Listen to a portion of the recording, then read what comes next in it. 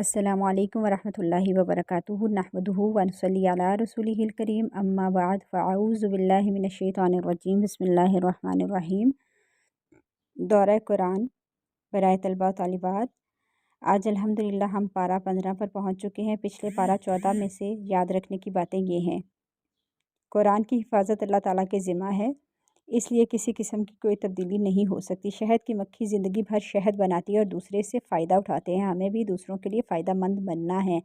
हमें अर्ज़लुल उम्र से बचने की दुआ मांगती हैं। जो लोग दुनिया में कुरान पढ़ते हैं, क़यामत के दिन वो इनकी सिफारिश करेगा। अल्लाह ताला हमें रोज़ाना कुरान पढ़ने की तौफ़ीक अता फ़रमाए। अल्लाह हमें दीन की समझ बूझ अता फ़रमाए। अल्लाह तूने हमारे अंदर जो बेहतरीन सलाहियतें दी हैं, हमें इनसे फ़ायदा उठाने की तौफ़ीक अता फ़रमा। हमसे दीन के काम ले ले, तो हमें अपने मुखलिस बंदों में शामिल कर ले। आमीन। पारा 15 सूरह बनी इसराइल शुरू हो रही है। इस सूरत का दूसरा नाम सूरतुल इसरा भी है।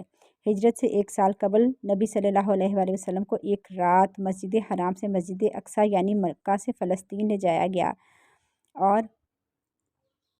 और फिर आसमानों तक ले जाया गया। हज़रत जिब्राईल अलैहिस्सलाम एक सवारी लेकर आए थे जिसका नाम बुराक था, जिस पर आप सल्लल्लाहु अलैहि वसल्लम को सवार किया गया। इस तेज़ रफ्तार सवारी पर यह सफ़र तय हुआ। याद रखिए, अल्लाह के लिए तो सब कुछ करना आसान है, क्योंकि वो कुदरत ताकत रखता है, वो हर चीज़ का मालिक है। जब वो किसी काम करने का इरादा करता है तो कहता है कुन, यानी हो जा, और वो हो जाता है। आपने देखा होगा, ऊंची ऊंची इमारतों में लोग लिफ्ट के ज़रिए लम्हों मिनटों में पहुंच जाते हैं। इसी तरह जहाज़ के ज़रिए दूर दूर तक जाना कितना आसान हो गया है। तो अल्लाह सब कुछ करने पर कादिर है। मस्जिद हराम से मस्जिद अक्सा और फिर 7 आसमानों का सफ़र, इतना लंबा सफ़र एक ही रात के अंदर अंदर हो गया। ये सफ़र बड़ा मौजज़ा था। ये सफ़र ख्वाब या रूहानी सैर और मुशाहिदा नहीं था, बल्कि हकीकत था जो जिस्मानी तौर पर कराया गया था। इस सफ़र के 2 हिस्से थे। पहला हिस्सा इसरा कहलाता है और दूसरा हिस्सा मेराज कहलाता है। इस सूरत की पहली आयत वाक़या मेराज के दौरान नबी सल्लल्लाहु अलैहि वसल्लम के ज़मीनी सफ़र मक्का से फ़लस्तीन यानी मस्जिद हराम से मस्जिद अक्सा का ज़िक्र है। इस ज़मीनी सफ़र को इसरा कहते हैं। सूरह बनी इसराइल आयत नंबर 1। सुब्हानल्लज़ी अस्रा बिअब्दिही लैलम मिनल मस्जिदिल हरामी इलल मस्जिदिल अक़सल्लज़ी बारकना हौलहू लिनुरियहू मिन आयातिना इन्नहु हुवस्समीउल बसीर। तर्जुमा पाक है वो ज़ात जिसने एक रात में अपने बंदे को मस्जिद हराम से लेकर मस्जिद अक्सा तक सैर करवाई, जिसके माहौल को हमने बरकत दे रखी है, और इससे गर्ज़ ये थी कि हमने अपने बंदे को अपनी बाज़ निशानियाँ दिखाईं। बिला शुबा वो सुनने वाला और देखने वाला है। नबी सल्लल्लाहु अलैहि वसल्लम मक्का से बैतुल मुक़द्दस की तरफ गए तो वहाँ पर आप सल्लल्लाहु अलैहि वसल्लम जब पहुँचे तो जिब्राईल अलैहिस्सलाम ने अपनी उंगली से इशारा करके एक पत्थर में सुराख किया और बुराक को इससे बांधा, यहाँ तक कि आप सल्लल्लाहु अलैहि वसल्लम ने तमाम अम्बिया को नमाज पढ़ाई। और ये इस बात का सिंबल है कि आप सल्लल्लाहु अलैहि वसल्लम तमाम अम्बिया के इमाम हैं, इमामुल मुरसलीन हैं। फिर वहाँ से आप सल्लल्लाहु अलैहि वसल्लम को 7 आसमानों की सैर कराई गई। नबी सल्लल्लाहु अलैहि वसल्लम को मस्जिद अक्सा से 7 आसमानों तक का सफ़र कराया गया। ये सफ़र सफ़र मेराज कहलाता है। सफ़र मेराज का जिक्र सूरह नज्म में आएगा। इस सफ़र में आपको जन्नत और जहन्नुम की मुख्तलिफ निशानियाँ दिखाई गईं। अनस रज़ी अल्लाह ताला अन्हा फरमाते हैं कि नबी सल्लल्लाहु अलैहि वसल्लम ने फरमाया, जब मुझे मेराज कराई गई तो मैं एक कौम पर से गुज़रा। इनके नाखून तांबे के थे और वो इन नाखूनों से अपने चेहरे और सीने छील रहे थे, यानी वो खिला रहे थे। तो मैंने कहा, ये कौन लोग हैं ए जिब्राईल? उन्होंने कहा, ये वो लोग हैं, लोगों का गोश्त खाते हैं, इनकी इज़्ज़तों से खेलते हैं, यानी गीबत करते हैं, ताना देते हैं, दूसरों को बुरा भला कहते हैं, यानी हर वक्त लोगों से खामियां निकालना, इनकी बुरी बातें दूसरों से करते रहना, गीबत करना, चुगली करना, दूसरों का मजाक उड़ाना, ये भी इज़्ज़त से खेलना है। अल्लाह हमारे अंदर जितनी भी बुराइयां हैं वो सब की सब हमसे दूर कर दे, ख़त्म कर दे। हमें पाक साफ़ दिल अता फ़रमा दे, हमें अपने हर किस्म के अज़ाब से बचा। इसी तरह आप सल्लल्लाहु अलैहि वसल्लम ने फरमाया, इसरा वाली रात में ऐसे लोगों पर से गुज़रा जिनके मुँह आग की कैंचियों से काटे जा रहे थे। मैंने पूछा, ये कौन लोग हैं? बताया गया, ये दुनिया के ख़तीब हैं। लोगों को नेकी का हुक्म देते थे और अपने आप को भूल जाते थे। ये किताब की तिलावत करते थे और समझते नहीं थे, यानी ये नहीं समझते थे कि ये ہمارے اپنے عمل کے لیے بھی ہے۔ ہم سب کو یہ بات یاد رکھنی چاہیے کہ ہم صرف خیر کی بات دوسروں کو بتانے والے نہیں ہوں بلکہ خود بھی عمل کرنے والے ہوں۔ اللہ ہمیں اس پر عمل کرنے کی توفیق عطا فرمائے۔ اللہ ہمیں اپنی رحمتوں کے سائے میں رکھنا، ہمیں شیطان کے ہر شر سے بچانا، ہم سے بھول چوک میں نادانی میں کوئی گناہ ہو جائے تو بخشش کر دینا اور سیدھی راہ پر چلائے رکھنا، آمین۔ آگے بتایا گیا ہے معراج کی رات نبی صلی اللہ علیہ وآلہ وسلم کو سدرۃ المنتہا پر لے جایا گیا جو عرش سے نیچے 7ویں آسمان پر ہے۔ اللہ نے وحی کے ذریعے آپ صلی اللہ علیہ وآلہ وسلم کو 5 نمازیں یعنی فجر سے عشاء تک اور سورہ بقرہ کی آخری 2 آیات یعنی آیت نمبر 285 اور 286 آمن الرسول سے شروع ہوتی ہے اور دیگر بعض چیزیں عطا کی۔ اس سفر میں آپ صلی اللہ علیہ وآلہ وسلم کی مختلف آسمانوں پر انبیاء علیہ السلام سے ملاقاتیں ہوئیں۔ حضرت ابراہیم علیہ السلام نے نبی صلی اللہ علیہ وآلہ وسلم سے کہا، اے محمد اپنی امت کو میری طرف سے سلام پیش کرنا اور انہیں بتانا کہ جنت کی مٹی پاکیزہ ہے اور عمدہ ہے اور اس کا پانی میٹھا ہے، وہ ایک چٹیل میدان ہے، اور سبحان اللہ والحمد للہ ولا الہ الا اللہ واللہ اکبر کہنا، وہاں درخت لگانا۔ تو جو چاہتا ہے کہ اس کی جنت ہری بھری ہو جائے تو اس ذکر کو زیادہ سے زیادہ پڑھے، سبحان اللہ والحمد للہ ولا الہ الا اللہ واللہ اکبر۔ اس سفر میں نبی صلی اللہ علیہ وآلہ وسلم فرشتوں کی جس جماعت کے پاس سے بھی گزرے تو انہوں نے آپ صلی اللہ علیہ وآلہ وسلم کو آپ کی امت کے لیے حجامہ کروانے کا پیغام دیا۔ آیت 11 میں ہے وَيَدْعُ الْإِنسَانُ بِالشَّرِّ دُعَاءَهُ بِالْخَيْرِ وَكَانَ الْإِنسَانُ عَجُولًا۔ ترجمہ، انسان برائی کے لیے بھی ایسے ہی دعا کرتا ہے جیسے بھلائی کے لیے۔ دراصل انسان بڑا جلد باز واقع ہوا ہے۔ اس آیت میں بیان کیا گیا ہے کہ انسان بڑا جلد باز ہے، وہ چاہتا ہے کہ اس کی دعا فوراً قبول ہو جائے۔ وہ اللہ سے بعض اوقات ایسی چیز مانگ بیٹھتا ہے جو بظاہر خیر لیکن در حقیقت شر کا باعث ہوتی ہے۔ بہتر یہ ہے کہ اللہ سے معین چیز کا سوال کرنے کی بجائے صرف اور صرف بھلائی ہی مانگنی چاہیے، یعنی یہ دعا کی جائے ربنا آتنا فی الدنیا حسنۃ وفی الآخرۃ حسنۃ وقنا عذاب النار۔ اے اللہ ہمارے رب، ہمیں دنیا میں بھلائی عطا فرما اور ہمیں آخرت میں بھی بھلائی عطا فرما، ہمیں دوزخ کے عذاب سے بچا۔ انسان کی جلد بازی یہ ہوتی ہے جب کوئی مشکل پیش آتی ہے، بیماری کی وجہ سے، بچوں کی پریشانی کی وجہ سے یا کاروبار کی وجہ سے، ایسی کیفیت آ جاتی ہے کہ اس کے منہ سے خیر کی بجائے بد دعا نکل آتی ہے، حالانکہ وہ خود اس بد دعا کی قبولیت نہیں چاہتا، لیکن بس وہ بیزار ہو کر منہ سے کچھ ایسی باتیں نکالتا ہے اکتا کر اپنے لیے، اپنے اہل خانہ کے لیے بد دعائیں شروع کر دیتا ہے۔ یعنی جب انسان اپنی مرضی کے نتائج نہیں دیکھتا، حالات نہیں دیکھتا تو بد دعاؤں پر اتر آتا ہے۔ مثلاً وہ کچھ اس طرح کہتا ہے کہ کاش میں مر ہی جاؤں، یہ دن مجھے دیکھنا ہی نہ پڑتا، اللہ کرے میں مر جاؤں، اللہ کرے تمہارا بیڑا غرق ہو جائے، اللہ کرے تمہارا کھانا خراب ہو۔ اسی طرح بعض مائیں بہت ہی بد اخلاقی سے بچوں کو گالیاں دے رہی ہوتی ہیں، بعض دفعہ تو بد دعائیں بھی دینے لگتی ہیں۔ بچہ زیادہ ستائے تو کہتی ہیں اللہ اسے اٹھا لے، مجھے ایسا بچہ نہیں چاہیے، لیکن اگر اللہ تعالیٰ اس کے کہنے پر یہ بچہ اٹھا لے تو اس کے بعد غم کون اٹھاتا ہے؟ بچہ تو اٹھا لیا گیا لیکن غم کے پہاڑ بھی تو آپ ہی نے اٹھانے ہیں۔ تو یہاں انسان کی یہ حالت بتائی جا رہی ہے کہ انسان کتنا جلد باز ہے۔ جو جلد باز انسان ہوتے ہیں وہ یہ سب کرتے ہیں۔ وہ لوگ جن کا اللہ پر بھروسہ نہیں ہوتا وہ تکلیف اور نقصان کے وقت منفی سوچنے لگتے ہیں۔ انسان یہ سوچے کہ اگر وہ اپنے آپ کو ختم کر لے گا یا بچوں سے اسے تکلیف پہنچی اور بد دعا دے کر ان کو ختم کرے گا تو مسئلہ حل ہو جائے گا، مسئلہ حل نہیں ہوتا۔ تو ایسے موقع پر خیر مانگیں، زبان پر تکیہ کلام کے طور پر بھی خیر کے کلمات جاری رکھیں، عادت بنا لیں۔ جب کوئی آپ کو ستائے تو کہیں اللہ تمہیں ہدایت دے، اللہ اس کو نیک بنائے، اللہ اس کے لیے بھلائی کر، اللہ اس کو سیدھی راہ دکھا، اللہ اس نقصان پر میری مدد فرما، اللہ میری مشکل آسان کر دے۔ ایسے لوگوں کو مذمت کی جا رہی ہے جو غصے کی حالت میں اپنے لیے، اپنے مالوں، اپنی اولادوں کے لیے بد دعا کرتے ہیں۔ انسان کو یاد رکھنا چاہیے کہ بد دعا اگر قبولیت کی گھڑی میں دی گئی تو وہ دعا وہ قبول ہو جاتی ہے۔ یہ سبق سب کو یاد رکھنا چاہیے۔ اللہ ہمیں اس بری عادت سے بچائے۔ یہ بھی یاد رکھیں کہ اگر وہ جس کو بد دعا دے رہے ہیں وہ اس کے اہل نہیں تو وہ بد دعا پلٹ کر دینے والے کے سر پر آ جاتی ہے، کیونکہ بعض لوگوں کو عادت ہوتی ہے بات بات پر دوسروں کو بد دعائیں دینے کی۔ اور وہ پھر بلیک میل کرتے ہیں کہ تمہیں ہماری بد دعا لگ جائے گی، تم جہنم میں جاؤ گے، تمہارا یہ نقصان ہو جائے گا۔ تو اب جس کو بد دعا دی جا رہی ہوتی ہے وہ بہت ڈر جاتا ہے۔ ایسے موقع پر ڈرا نہیں کریں۔ اگر آپ نے کسی کا کچھ نہیں بگاڑا تو آپ کی نیت خراب نہیں ہے، تو آپ نے کسی کو کوئی تکلیف نہیں پہنچائی ہے تو آپ کو بد دعا نہیں لگے گی۔ یعنی اگر آپ ظالم نہیں تو بد دعا آپ پر نہیں پڑے گی، وہ اس پر جائے گی جو دینے والا ہے۔ اور اس کے لیے بد دعائیں دینے والے کو یہ سوچ سمجھ کر دینی چاہیے کہ اگر ایسا نہ ہو کہ یہ مصیبت واپس اپنے اوپر ہی لوٹ کر آ جائے۔ ماں باپ کو بھی سوچ سمجھ کر اولاد کو بد دعائیں دینی چاہیے، کیونکہ نبی صلی اللہ علیہ وآلہ وسلم نے فرمایا 3 دعاؤں کی قبولیت میں کوئی شک نہیں: مظلوم کی دعا، مسافر کی دعا، باپ کا اپنے بیٹے کے خلاف بد دعا کرنا، کیونکہ وہ تنگ آ کر ہی ایسا کرنا ہے، ورنہ باپ ایسے نہیں کرتے۔ نبی صلی اللہ علیہ وآلہ وسلم نے فرمایا اپنے آپ پر خیر ہی کی دعا کیا کرو، بے شک فرشتے تمہاری بات پر آمین کہتے ہیں۔ یاد رکھیں منہ سے ہمیشہ اچھے الفاظ نکلنے چاہیے۔ اکثر خواتین بچوں کے ساتھ معاملہ کرتے ہوئے کہتی ہیں یہ شیطان ہے، شیطان تو شر کا پتلا ہے۔ معصوم بچے کو تو اچھے برے کا پتہ ہی نہیں، شیطان کہہ کر آپ نے اس کو شر کا پتلا بنا دیا ہے۔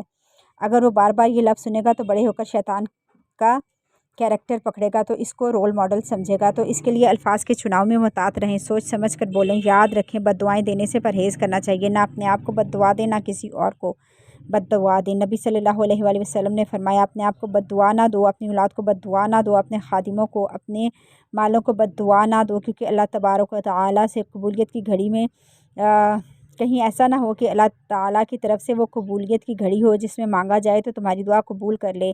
وَكَانَ الْإِنسَانُ عَجُولًا، اصل میں اشارہ ہے اہل مکہ کی طرف، انہوں نے عذاب مانگنا شروع کر دیا تھا۔ آگے آیت 13 سے 15 میں انسان کے اعمال نامہ کا ذکر آ رہا ہے۔ آیت 13-14 کا ترجمہ ہے: ہر انسان کا عمل ہم نے اس کے گلے میں لٹکا رکھا ہے، جسے ہم قیامت کے دن ایک کتاب کی صورت میں نکالیں گے، اور وہ اس کتاب کو کھلی ہوئی دیکھے گا۔ ہم اسے کہیں گے اپنا اعمال نامہ پڑھ لے، آج تو خود ہی اپنا حساب کرنے کو کافی ہے۔ ہر انسان کے اعمال نامہ لمحہ بہ لمحہ لکھے جا رہے ہیں۔ قیامت کے دن یہ سارا اعمال نامہ کھول کر رکھ دیا جائے گا جسے وہ خود پڑھ سکے گا۔ برے اعمال ایسی بری شکل میں ہوں گے کہ انسان خود ان سے گھن کھائے گا۔ کتنا ضروری ہے کہ انسان مرنے سے پہلے ہی اپنا جائزہ لے لے، اپنا محاسبہ کرے اور سوچئے ہم جو کچھ غلط کرتے ہیں، لوگوں سے چھپ کر کرتے ہیں، کیا ہم اس قابل ہیں کہ قیامت کے دن دوسروں کو اپنا اعمال نامہ دکھا سکیں؟ جو چیزیں غلط کام آج ہم دوسروں کو نہیں دکھا سکتے، وہ کل قیامت کے دن کیسے دکھائیں گے؟ آج دنیا میں ہم اپنے میسیجز ڈیلیٹ کر سکتے ہیں، تو کیا اعمال نامہ کچھ ڈیلیٹ کر سکتے ہیں؟ آج فون یا کمپیوٹر میں پاس ورڈ رکھتے ہیں، لیکن کل قیامت کے دن سب پاس ورڈ کھل جائیں گے، ساری چھپی باتیں کھل جائیں گی، سارے کام سب کو دکھ جائیں گے۔ یاد رکھیے ہماری آنکھیں بھی اگر فحش چیزیں، غلط چیزیں دیکھتی ہیں یا غلط چیزیں سنتی ہیں یا ہاتھوں سے غلط میسج کرتے ہیں، تو یہ اعضاء قیامت کے دن ہمارے ہی خلاف گواہی دینے والے ہیں۔ بندوں کے منہ پر مہر لگا دی جائے گی اور اس کے اعضاء کو کہا جائے گا کہ بولو، تو اس کے اعضاء سارے اعمال بتا دیں گے۔ اس لیے اپنے آپ کو کنٹرول کرنا بہت ضروری ہے، کیونکہ یہ بہت بڑے فتنے کا دور ہے۔ یہاں فتنوں کے بہت سے دروازے کھلے ہوئے ہیں جن پر انسان خود ہی اپنا محاسب بنے تو بن سکتا ہے۔ ماں باپ کو آپ کہاں کہاں تک دیکھ سکتے ہیں کہ آپ کیا کر رہے ہیں؟ اپنے آپ کو خود بچانا ہے۔ حرام قسم کے کام، غیر ضروری باتیں، لغو باتیں، ان سے پرہیز کرنا ضروری ہے، کیونکہ جنت الفردوس کے وارثوں میں وہ لوگ ہوں گے جو لغو سے بچتے ہوں گے۔ اللہ ہمیں لغویات سے بچانا، ہمارے اندر نیک صفات پیدا کر دے، ہمیں اپنے خاص نیک پسندیدہ بندوں میں شامل کر لے۔ آگے آیت 22 سے 25 میں احکامات آ رہے ہیں۔ ان آیات میں بتایا گیا ہے کہ انسان پر سب سے پہلے حق اللہ کا ہے، اور وہ یہ ہے کہ پورے ذوق و شوق سے زندگی کے ہر معاملے میں اس کی مکمل اطاعت کی جائے۔ اس کے بعد والدین کا حق ہے، خاص طور پر اگر بڑھاپے میں والدین کی خدمت کی سعادت ملے تو ان کے ساتھ بڑی عاجزی اور نیازمندی کا رویہ رکھا جائے، ان کے ساتھ ذرا بھی سختی سے بات نہیں کرنی چاہیے۔ آیت 23 کا ترجمہ ہے: آپ کے پروردگار نے فیصلہ کر دیا کہ تم اس کے علاوہ کسی اور کی عبادت نہ کرو، والدین کے ساتھ بہتر سلوک کرو، اور اگر ان میں سے کوئی ایک یا دونوں تمہارے سامنے بڑھاپے کی عمر کو پہنچ جائیں تو انہیں اف تک نہ کہو، نہ انہیں جھڑکو، اور ان سے بات کرو تو ادب سے کرو۔ اف وہ کلمہ ہے جو انسان بیزاری کے وقت منہ سے نکالتا ہے، تو ماں باپ کو اف کہنے سے منع کیا گیا ہے۔ تو ماں باپ سے جھگڑے، بدتمیزی اور بد اخلاقی تو کر ہی نہیں سکتے۔ یہاں بڑھاپے کی حالت کو خاص کر دیا گیا ہے، کیونکہ اس وقت ماں باپ کمزور ہو چکے ہوتے ہیں، اولاد جوان ہو چکی ہوتی ہے۔ یاد رکھیے بڑھاپے میں والدین کو ستانے والا جنت سے محروم رہے گا۔ والدین کو رلانا کبیرہ گناہوں میں سے ہے۔ والدین بوڑھے ہوں یا جوان، ہر حال میں ان کا ادب کرنا فرض ہے، ان سے نرمی سے بات کرنی چاہیے، ان کی خدمت کرنی چاہیے۔ آگے آیت میں ماں باپ کا ادب کرنے کے لیے ان کے لیے ایک بڑی ہی پیاری دعا آ رہی ہے، آیت نمبر 24، رب ارحمہما کما ربیانی صغیرا۔ ترجمہ، پروردگار ان پر رحم فرما جیسا انہوں نے بچپنے میں مجھے محبت و شفقت سے پالا تھا۔ اللہ ہمارے والدین پر رحم فرمائے۔ یاد رکھیں، سب سے زیادہ ماں باپ ہماری دعاؤں کے محتاج ہوتے ہیں، خواہ وہ زندہ ہوں یا فوت ہو گئے ہوں۔ ان کو روزانہ اپنی دعاؤں میں یاد رکھا کریں۔ اے رحمان اور رحیم، جن کے ماں باپ زندہ ہیں یا دونوں میں سے کوئی ایک زندہ ہے، ان کی تمام مشکلات، بیماریاں دور فرما، ان کو سکون، خوشیاں عطا فرما اور ان کو معاف فرما، ان سے راضی ہو جا۔ جن کے ماں باپ یا دونوں میں سے کوئی ایک دنیا سے رخصت ہو گیا، ان کی مغفرت فرمانا، ان کی قبروں کو جنت کے باغیچوں میں سے ایک باغیچہ بنا دے اور انہیں جنت الفردوس میں داخل کرے اور ان کی جنت کی پوشاک انہیں پہنا دے، ان کے سروں پر سونے کا تاج پہنا دے، ان کے درجات بلند کر دے، انہیں قیامت کے دن اپنے چہرے کا دیدار کروانا۔ اللہ ہم سب بھی اپنے والدین کے ساتھ جنت میں رہیں، ہمیں ان کے لیے صدقہ جاریہ بنانا، آمین۔ آگے آیات میں 26 سے 30 میں اللہ کی راہ میں خرچ کرنے کے حوالے سے ہدایات آ رہی ہیں۔ اگر انسان کے پاس ضروریات سے زیادہ مال ہے تو اس میں رشتہ دار، محتاجوں، مسافروں کا حق ہے، لیکن یہ حق حقداروں تک پہنچایا جائے۔ مال کو بلا ضرورت یعنی بیجا رسومات، تفریحات پر خرچ کرنے والے شیطان کے بھائی ہیں۔ اور قرآن پاک کی آیت میں آ رہا ہے، ان المبذرین کانوا اخوان الشیطان وکان الشیطان لربہ کفورا۔ ترجمہ، کیونکہ فضول خرچے کرنے والے شیطانوں کے بھائی ہیں اور شیطان اپنے پروردگار کا ناشکرا ہے۔ مال کا بیجا خرچ کرنا بھی مال جیسی نعمت کی ناشکری ہے، کیونکہ اسی مال کو درست طور پر خرچ کر کے اپنی آخرت بنائی جا سکتی ہے۔ اگر مالی اعتبار سے کسی وقت ہاتھ تنگ ہو تو ایسے میں مستحقین کی بڑی خوبصورتی اور عاجزی سے معذرت کی جائے۔ مال خرچ کرتے ہوئے نہ بخل کیا جائے، نہ جذباتی انداز سے زیادہ خرچ کر دیا جائے، بلکہ میانہ روی اختیار کی جائے۔ انسان کسی غریب کی مدد تو کر سکتا ہے لیکن خوشحالی نہیں دے سکتا۔ یہ اللہ کی حکمت ہے کہ جسے چاہتا ہے مالی اعتبار سے خوشحالی دیتا ہے، جسے چاہتا ہے ناپ تول کر دیتا ہے۔ وہ جانتا ہے کہ کس کے حق میں کیا خیر ہے۔ انسان کو حکمت کے ساتھ ساتھ اعتدال سے خرچ کرنا چاہیے۔ آیت 31 سے 35 میں ہر انسان کے مال، جان اور آبرو کے تحفظ کے لیے مندرجہ ذیل معاشرتی ہدایات دی گئی ہیں۔ تمہاری اولاد کا رازق اللہ ہے، تم نہیں لہٰذا مفلسی کے ڈر سے اولاد کو قتل مت کرو۔ کوئی ایسا کام نہ کرو جو زنا کی طرف لے جائے۔ زنا خاندان کے نظام کو برباد کر کے معاشرے کی پاکیزگی کو ملیہ میٹ کر دیتا ہے، معاشرے کو بگاڑنے والا بہت برا راستہ ہے۔ کسی بھی انسان کو ناحق قتل مت کرو۔ ناحق قتل کا جرم ثابت ہو جائے تو اب بدلہ لینے، معاف کرنے یا خون بہانے کا فیصلہ مقتول کے ورثاء کریں گے۔ یتیم کا مال ہرگز نہیں کھاؤ، بلکہ بہترین طریقے سے اس کے مال کی حفاظت کرو۔ وعدوں کی پابندی کرو، قیامت کے دن عہد کے بارے میں باز پرس ہوگی۔ ناپ تول میں کمی نہیں کرو، اسی میں بھلائی اور دیر پا فائدہ ہے۔ آگے آیت 36 میں علم کی فضیلت بتائی گئی ہے۔ وَلَا تَقْفُ مَا لَيْسَ لَكَ بِهِ عِلْمٌ إِنَّ السَّمْعَ وَالْبَصَرَ وَالْفُؤَادَ كُلَّ أُولَئِكَ كَانَ عَنْهُ مَسْئُولًا۔ ترجمہ، اور ایسی بات کے پیچھے نہ پڑو جس کا تجھے علم نہیں، کیونکہ اس بات کے متعلق کان، آنکھ اور دل سب کی باز پرس ہوگی۔ یہاں تلقین کی جا رہی ہے کہ کسی ایسے عقیدے یا عمل کو اختیار نہیں کیا جائے جس کے لیے انسان کے پاس علم نہیں ہو۔ جس چیز کا علم نہیں، اس کے پیچھے مت بھاگو، بدگمانی مت کرو، کسی کی ٹو میں مت رہو۔ چیز کا علم نہیں، اس پر عمل بھی نہ کرو۔ خیالات اور وہمی باتوں کو آپس میں مکس نہیں کیا جائے۔ اللہ نے انسان کو علم حاصل کرنے کے لیے سماعت، بصارت اور عقل دی ہے۔ ان صلاحیتوں کے بارے میں قیامت کے روز سوال ہوگا کہ انہیں استعمال کیا یا نہیں، مثبت کام کے لیے یا منفی کاموں کے لیے کیا۔ بعض اوقات ہم کہتے ہیں میں نے سنا، جبکہ سنا نہیں ہوتا، تو یہ نہیں کہنا چاہیے۔ اسی طرح بعض اوقات ہم کہتے ہیں ہاں میں نے دیکھا تھا، فلاں آیا تھا، ہاں وہ نہیں آیا تھا، حالانکہ وہ نہیں آیا تھا۔ جب تک یقینی بات نہ ہو اس کو منہ سے نہیں نکالنی چاہیے، کیونکہ ان باتوں کے بارے میں بھی پوچھ گچھ ہوگی۔ آگے آیت 37 میں بتایا گیا ہے، وَلَا تَمْشِ فِي الْأَرْضِ مَرَحًا إِنَّكَ لَن تَخْرِقَ الْأَرْضَ وَلَن تَبْلُغَ الْجِبَالَ طُولًا۔ ترجمہ، اور زمین میں اکڑ کر مت چلو، کیونکہ نہ تو تم زمین کو پھاڑ سکتے ہو، نہ بلندی میں پہاڑوں تک پہنچ سکتے ہو۔ ہمارا دین ایک جامع دین ہے جس میں چلنے کا طریقہ تک سکھایا گیا ہے، مال خرچ کرنے کا، اولاد سے معاملہ کرنے کا، والدین سے معاملہ کرنے کا، شرم و حیا کا، سوچنے سمجھنے کے بارے میں کس طرح انسان کو بولنا ہے، کس طرح سوچنا ہے، زندگی کے ہر پہلو کے بارے میں رہنمائی کی گئی ہے۔ اللہ ہماری آنکھ، کان اور ہمارے سارے اعضاء ہمارے لیے فائدہ مند بنا دے، آمین۔ آگے آیت 53 میں انسانوں کو خوش کلامی کی نصیحت کی گئی ہے۔ آیت 53 کا ترجمہ سنیں۔ آپ میرے بندوں سے کہہ دیجئے کہ وہی بات زبان سے نکالیں جو بہتر ہو، کیونکہ شیطان لوگوں میں فساد ڈلوا دیتا ہے۔ بلا شبہ شیطان انسان کا کھلا کھلا دشمن ہے۔ یہاں ہماری امت کو حکم دیا جا رہا ہے کہ سب سے اچھی بات کہو۔ اس سے پتہ لگتا ہے کہ مسلم ہو یا کافر، دوست ہو یا دشمن، اپنا ہو یا پرایا، سب سے اچھی بات اچھے طریقے سے بات کرو، اور جب لوگ اچھی طریقے سے بات نہیں کرتے تو یہاں اس کا نقصان بتایا گیا ہے کہ شیطان اسی بات پر آپس میں جھگڑا اور دشمنی ڈال دیتا ہے۔ زبان کی بد احتیاطی سے بہت سے گھر ٹوٹ جاتے ہیں، آپس کے تعلقات خراب ہو جاتے ہیں۔ اللہ ہمارے اخلاق اچھے کر دے، ہمارے اندر نرمی پیدا کر دے، ہمیں فہم و فراست اور حکمت عطا فرمائے۔ آگے آیت 63 سے 65 میں شیطان کی باتیں، اس کے حملے بتائے گئے ہیں۔ شیطان ہمارے بچوں کو بھی اپنے راستے پر چلائے گا، اور وہ یہ کام پیدائش کے دن سے شروع کر دیتا ہے۔ وہ بچوں سے غلط کام کرواتا ہے، بعض گھروں میں فساد ڈلواتا ہے، بعض بچے گھروں میں فساد ڈلواتے ہیں، ایک کی بات ادھر کی بات ادھر اور ادھر کی بات ادھر کر لیتا ہے اور معصوم بچوں کو اپنے ساتھی بنا لیتا ہے۔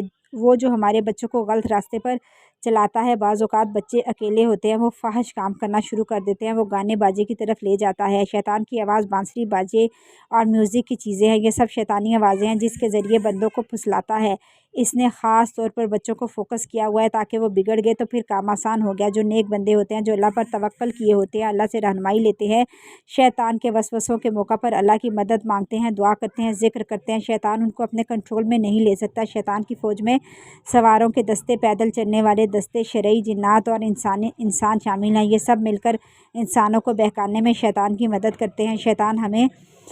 شیطان کی اتنی صاف صاف باتیں قرآن میں بتا دی گئی ہیں، تو ہمیں اس سے بچنے کے لیے اللہ سے دعا کرنی ہے۔ اللہ ہم سب کو، ہماری اولادوں کو، ہماری نسلوں کو شیطان کے شر سے بچانا، اس کی فوج سے، اس کے حملوں سے بچانا، ہمیں اپنی حفاظت میں رکھنا، آمین۔ آگے آیت 78 میں ہے، ہم نے نمازوں اور فجر کے وقت فرشتوں کی حاضری کا ذکر آ رہا ہے۔ اقیم الصلاۃ لدلوک الشمس الی غسق اللیل وقرآن الفجر ان قرآن الفجر کان مشہودا۔ آپ زوال آفتاب سے لے کر رات کے اندھیرے تک نماز قائم کیجیے، اور فجر کے وقت قرآن، کیونکہ فجر کے وقت قرآن پڑھنا مشہود ہوتا ہے۔ ان آیات میں تمام اہل ایمان کو 5 وقتی نمازوں کی ادائیگی کی تلقین کی گئی ہے۔ حکم دیا گیا ہے کہ سورج کے ڈھلنے سے لے کر رات کے چھا جانے تک نماز قائم کرتے رہیں۔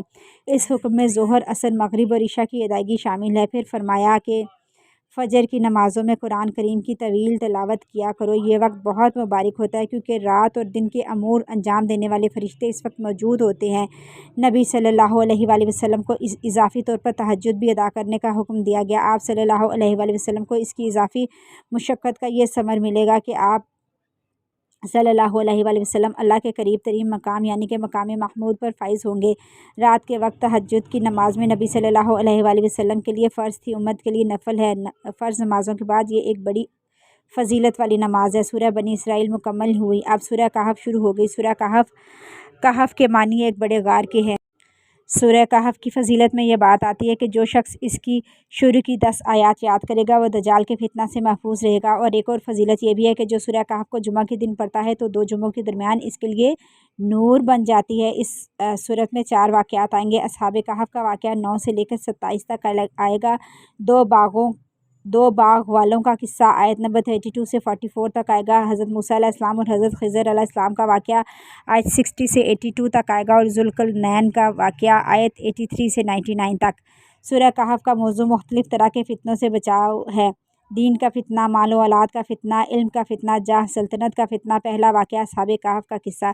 یہ چند نوجوان تھے، ان کی قوم شرک کے جرم میں مبتلا تھی۔ اس وقت کا بادشاہ اور سب لوگ شرک پر تھے اور شرک ہی کی طرف بلاتے تھے۔ یہ نوجوان حضرت عیسیٰ علیہ السلام کی تعلیمات پر ایمان لا کر توحید کے عقیدے میں قائم ہو گئے تھے۔ اس وقت کہ بادشاہ نے انہیں 3 دن کی مہلت دی کہ آباء و اجداد کے مشترکانہ عقائد کو دوبارہ اختیار کر لو ورنہ رجم ہونے کے لیے تیار ہو جاؤ۔ ایسے میں ان نوجوانوں نے اللہ سے مدد کی، التجا کی۔ اللہ نے انہیں الہام کے ذریعے غار میں محصور ہونے کا حکم دیا۔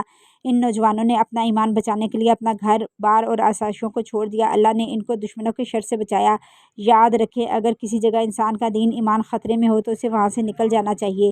یہ بھی یاد رکھیں کہ جب کوئی جوانی میں اللہ کی طرف راغب ہوتا ہے تو اللہ تعالیٰ اس کو عرش کے سائے تلے جگہ دیں گے۔ وہ نوجوان ایک غار میں جا کر چھپ گئے۔ اللہ نے ان کی حفاظت فرما کر اسی غار میں ان سب نوجوانوں کو 309 سال تک سلایا۔ وہ لوگ کروٹیں بھی بدلتے رہے۔ سورج کو حکم ہوا کہ ان پر روشنی نہ آئے۔ غار کے دہانے یعنی غار کے راستے پر کتے کو بٹھایا۔ یہ ساری غیبی مدد تھی اور یہ اس دعا کا نتیجہ تھی جو انہوں نے غار میں آنے سے پہلے مانگی تھی، اور وہ یہ دعا تھی۔ آیت نمبر 10 ربنا آتنا من لدنک رحمۃ وہیئ لنا من امرنا رشدا۔ اے ہمارے پروردگار اپنی جناب سے ہمیں رحمت عطا فرما اور اس معاملہ میں ہماری رہنمائی کی۔ جب وہ اتنے سالوں بعد زندہ ہوئے غار سے واپس باہر نکلے تو وہاں کے سب لوگ عیسائی ہو چکے تھے، اور وہ ان سب کو پہچان گئے اور توحید پرست بادشاہ کے دربار میں پیش کیا۔ لوگوں کی نظر میں انتہائی محترم تھے۔ غار والوں کے واقعے میں ہمارے لیے یہ سبق ہے کہ ایمان کو بچانا اہم ہے، اور جب انسان سچی نیت کے ساتھ کام کرتا ہے تو اللہ تعالیٰ اس کے لیے راستے بھی بنا دیتا ہے۔ سورہ کہف کی آیت 19 میں ایک لفظ ہے وَلْيَتَلَطَّفْ، یہاں نصف قرآن ہو گیا الحمدللہ۔ دوسرا واقعہ، ان آیات میں 2 افراد کا ایک قصہ بیان ہوا ہے۔ ان میں سے ایک دنیا دار تھا اور دوسرا دیندار۔ دیندار کو اللہ نے انگوروں کے 2 ایسے باغات دیے تھے جن کو کھجور کے درختوں سے گھیر دیا گیا تھا۔ باغات کے درمیان کی زمین پر بھی زراعت تھی۔ دونوں باغات کے بیچوں بیچ ایک نہر بھی جا رہی تھی۔ باغات اور کھیتی میں ہر سال بھرپور فصل آتی تھی۔ باغات کی دیکھ بھال کے لیے ایک بڑی نفری موجود تھی۔ مزید یہ کہ دنیا دار انسان کو اللہ نے اولاد عطا کی تھی۔ نعمتوں کی اس فراوانی سے اس دنیا دار کو کئی مغالطے لاحق ہو گئے کہ یہ باغات میری منصوبہ بندی کا نتیجہ ہے۔ باغات کے گرد کھجوروں کی باڑ لگا کر اور باغات کے بیچ سے نہر کھدوا کر میں نے ان کی حفاظت کے تمام اسباب فراہم کر دیے ہیں، اور یہ کہ باغات کبھی تباہ نہیں ہوں گے۔ اللہ مجھ سے خوش ہے اور اس کی رضا کی علامت یہ ہے کہ میرے پاس مال و دولت اور اسباب کی فراوانی ہے۔ اگر آخرت ہوئی تو وہ بھی مجھے نوازا جائے گا۔ دیندار شخص نے اس دنیا دار شخص کو سمجھایا کہ جو تمہارے پاس ہے اللہ کا عطا کردہ باغات کی حفاظت اسباب سے نہیں اللہ کے حکم سے ہوگی۔ مال و دولت کی فراوانی اللہ کی رضا اور مال و دولت کی کمی اللہ کی ناراضگی کا مظہر نہیں۔ یہ دونوں صورتیں امتحان کی ہے۔ پہلا شکر کا امتحان ہے، دوسرا صبر کا۔ اللہ کی عطا کردہ نعمتوں کا شکر ادا کرو۔ اپنے باغ کو دیکھ کر ماشاء اللہ لا حول ولا قوت الا باللہ کہو۔ اس کے احکامات کا پاس کرو۔ دنیا دار نے دیندار شخص کی دعوت کو تکبر سے ٹھکرا دیا اور کہا میں تم سے مال اور اولاد کے اعتبار میں بہت آگے ہوں اور تم ان نعمتوں سے محروم ہو۔ تمہاری واعظ و نصیحت محض حسد کی بنیاد پر ہے۔ دنیا دار نے دیندار شخص کا دل دکھایا۔ اللہ نے اس کو سزا دی اور ایک آفت کے نتیجے میں اس کا باغ تباہ ہو گیا اور اس کی کثیر نفری اس کی مددگار نہیں بن سکی۔ جن اسباب پر بھروسہ کیا تھا وہ کچھ کام نہیں آئے۔ حسرت سے کہنے لگا کاش میں نے اپنے رب کے ساتھ شرک نہ کیا ہوتا۔ پھر وہ شرمندہ ہوا اور اللہ کی طرف رجوع کر لیا۔ اللہ ہمیں ہر قسم کے شرک سے بچائے۔ یاد رکھیں نعمت پا کر اللہ کا شکر ادا کرنا ہے، اور جو بھی نعمت ملے یہ نہیں کہنا کہ میری محنت کی وجہ سے مجھے ملی ہے، بلکہ اللہ نے دی ہے اس کا شکر ادا کرنا ہے، اور نعمتوں کو پا کر ماشاء اللہ لا قوت الا باللہ کہنا ہے۔ تیسرا واقعہ، اب یہاں سے موسیٰ علیہ السلام کا قصہ آ رہا ہے۔ موسیٰ علیہ السلام کا علم حاصل کرنے کا قصہ ہے۔